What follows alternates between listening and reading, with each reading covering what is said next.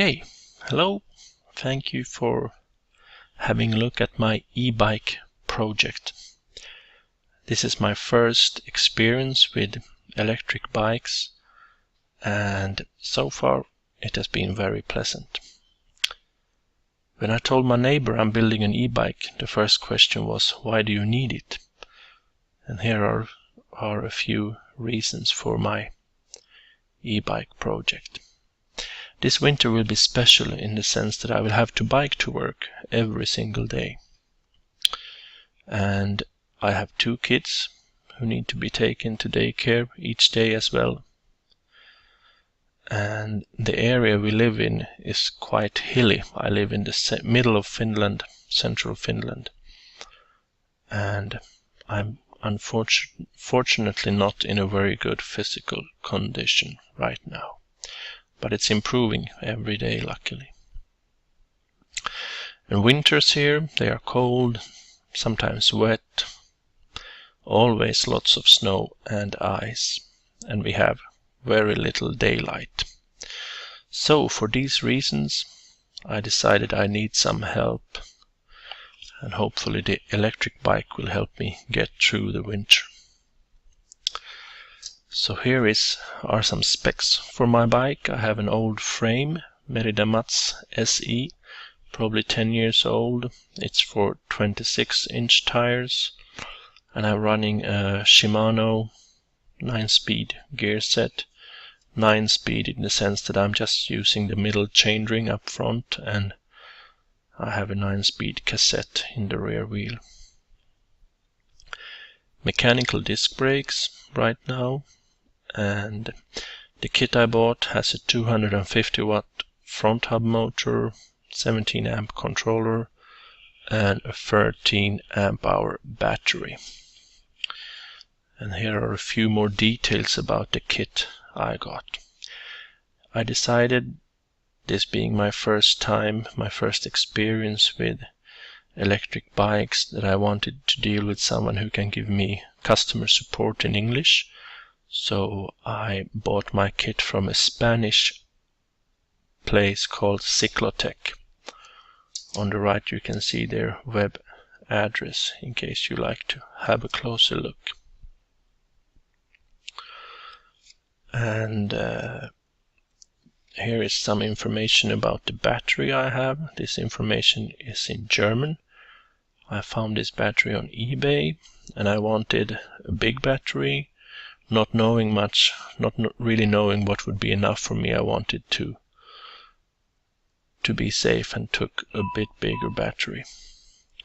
And I also wanted it to be good quality, so seeing that this battery has Samsung cells, I decided that might be a safe choice. And a few words about the installation of the kit. All in all, it was very straightforward, but I did have to do some own modifications to the kit. Mainly because my bottom bracket is an Octalink one, and the pedal assist sensor was meant for square axle bottom brackets. The sensor installation in itself was easy, but modifications had to be done to the disc, which has the magnets the sensor is reading. Luckily I have access to a small hobby CNC router, so I put the disc in my router and modified it a little bit. There you can see the disc attached to the table, and the router is about to begin machining the disc, and this is what I did.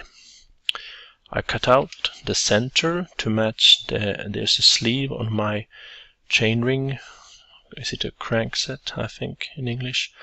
So this fits now really nice and tight, the center hole, and then I did a few cutouts to match the bolt pattern for the granny chainring. I haven't been using the granny chainring for many years, so I took it off completely, and this magnet disc is now in place of the chainring, the smallest chainring, like so.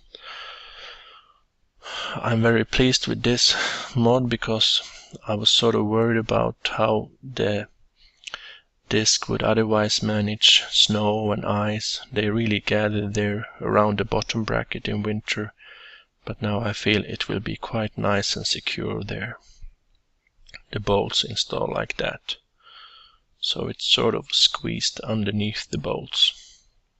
It's very sturdy right now. I had to modify the wires, basically just make them longer. I'm into RC cars, so I had some good quality silicone wire I used. It will stay flexible also in winter time. And I also changed the connector to a Dean's type connector instead of there's some sort of car standard connectors, but I felt this was safer, and those connectors can take probably up to 100 amps, which is more than enough for this application. And that's the motor itself. Install, very straightforward, no modifications needed to the fork at all. And what else? Here's an overview of the electronics. Of course, the battery takes up a lot of space. All the electronics are in the little triangle shaped bag. I used, I don't know the exact name for that, but I have all the wires in that sort of wire sock running underneath the top tube, and I'm not 100% happy with how that looks yet, so I will give it one more try some evening to see if I can make it even nicer. And what more? These are the controls. There's a nice LCD panel, and then there's the control buttons for the panel on the left hand. And you have 3 different screens with a little bit different information. This is probably the information from the first day of cycling to work and back. So I did roughly 20 kilometers and it took me about 1 hour. And on the left you have the assist levels, and up there you can see the battery status, and also there's a temperature reading down there on the right. And what's nice, you can see how many watts the motor is taking at each moment. The next screen is showing the total riding time. When this picture was taken, it was the first day of riding for me. And there's also the average speed, and the third screen, it's also the total riding time, but there's the maximum speed and also the voltage of the battery, which I find is handy too. So it's quite versatile, the panel, I think. It has a backlight, so even if it's dark, you see all the readings very nicely. So, all in all, what are my first impressions of this kit? As I said, very good fit and finish on all the parts. I'm quite surprised and impressed. Guessing these are Chinese products in the end, even if they were sold from Spain. And quality is good, very easy to install. I had to do modifications to the pedal assist sensor, but that was because I had a special type of bottom bracket. What really surprised me is how powerful the 250 watt motor is. I weigh 115 kilos and it takes me uphill, on a moderate uphill. When I'm pedaling, of course, I can go 20 kilometers an hour. And it really helps me get to work and back from work very quickly. The pedal assist sensor works nicely. It's not even a full turn before it turns on the motor, and the same way when you stop pedaling, very soon the motor is turned off. And power delivery, of course, it's not that powerful, the motor, so when the motor starts, it's very smooth. and the motor is also very silent, which is really nice. You hardly hear it working. And I really like that it's 5 levels of assist. I found levels 1 and 2 very handy when you are mountain biking in the forest. You have some technical trails, you don't want a lot of assist there. And also levels 4 and 5 are good when you are going really fast. Level 3 I find handy when there are a lot of people on the roads. You don't want to go too fast among people.